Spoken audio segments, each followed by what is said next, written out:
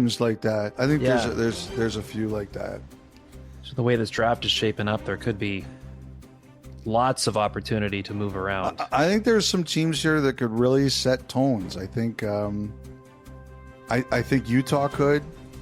I think Chicago could. I think Philly could. I think Buffalo could because they got players people are trying to trade for.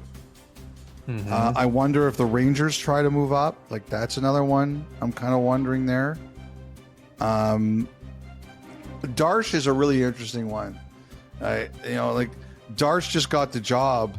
I'm wondering if he's having trouble finding time to breathe right now because there's so many rumors flying around the Islanders. You can't keep track of them all, trying to figure out which ones are real and which ones aren't. It's like there are some teams here that could really, really set the draft on its ear. Yeah, boy. At least when, it's Kent Hughes picked Slafkovsky first overall his first year at the helm in Montreal, but he had a lot bigger of a runway than Matthew Darsh will have with the New York Islanders in terms of getting your ducks in a row before stepping on that stage. I guess it won't be him stepping on the stage this year, though. Making the call-in from the Zoom from home base on Long Island. All right, well, with that draft conversation, that'll take us to the final thought, which is brought to you by GMC, the likely headliner of the 2026 NHL Draft. Elliot, Gavin McKenna.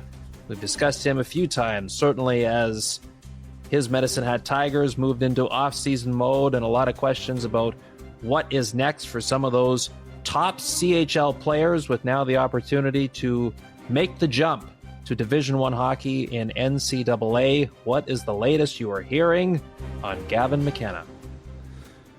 So we talked a couple of weeks ago about when I was asking around and we mentioned Penn State, and that was the name we were hearing the most.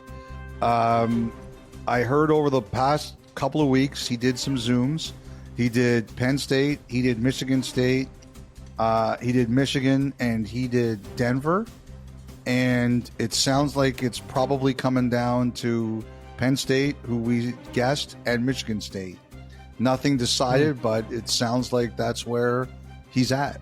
So we'll see where it goes. I mean, I have to, like I said before, it's not something I'm on top of, like the CHL and the NCAA, but judging from the reaction the last time we talked about it, people are really interested. They're really into this.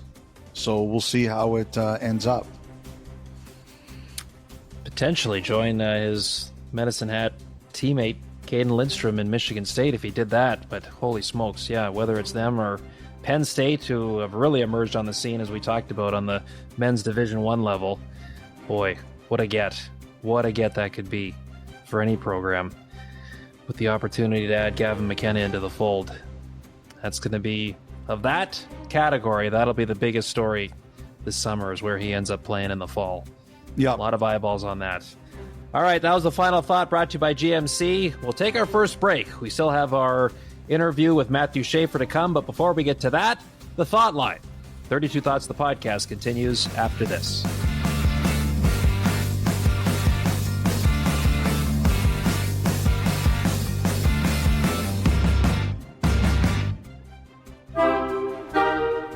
All right, welcome back. Time once again for the Thought Line. Elliot, anything stuck in your craw before we get to today's submissions? So before you came on as the co-host of this pod, back in, we'll call it maybe like 2 BK before Kyle, I talked about how I love the Aritzia Cafe at Yorkdale. I like to go there and have a coffee. Yeah.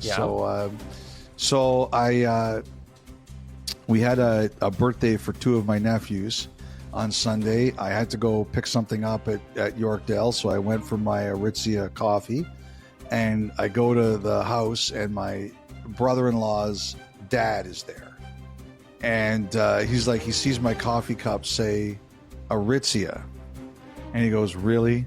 Aritzia coffee?" And I'm like, "They make really good coffee." And he goes, I hate coffee snobs. And I said, Sandy, I am not a coffee snob, but I will tell you who is. And I said, if you don't like coffee snobs, you would not like my podcast co-host. Oh, but I'm not a snob. Yes, you are. Don't pin me. I don't judge. Folks can enjoy their coffee however they want. No, Dominic, it's not my father-in-law. It's my brother-in-law's dad. So he's not my father-in-law.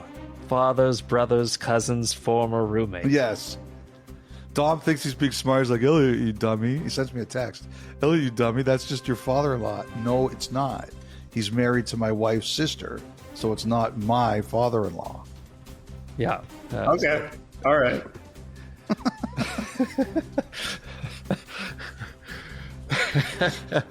Oh.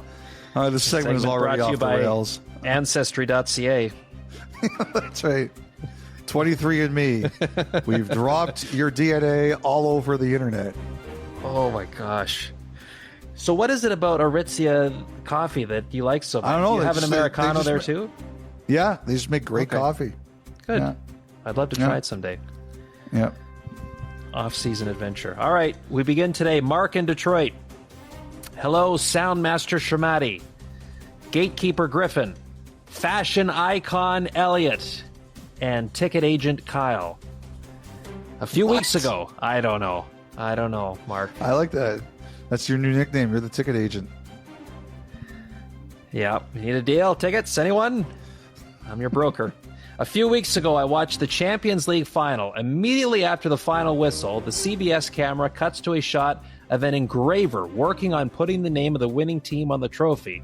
I thought it was pretty cool that it happened so quickly and wondered what it would take to get the NHL to do something similar. Couldn't the two finalists submit their lists of names ahead of time before the series starts? I can't imagine it would be very different from what they would submit after it's all said and done anyways. And there are two cups. Why not bring out the show one for the presentation and have an engraver already working on adding the team name to the original? That way the players could already point to their names when they get their traditional day with the cup over the summer. And if they work fast enough, it might even be done in time to go into the locker room celebration. Then trade off the show one with the original to engrave that one as well. It seems like it would be well received by all the winners, so I'm counting on the 32 Thoughts crew and their immense pull with the league. We all know Gary is an avid listener to make it happen. Don't let me down. That's not a bad idea. It's not. I just think in practice, because of that trophy. 52 is a lot. 50, yes. It's 52 names, right? It is. It is. Yeah. So, and they have been for years going to the same silversmith in Old Montreal. Mm-hmm. So that's where they go get the trophy done. And I guess as of this recording, they're in the final steps of getting confirmation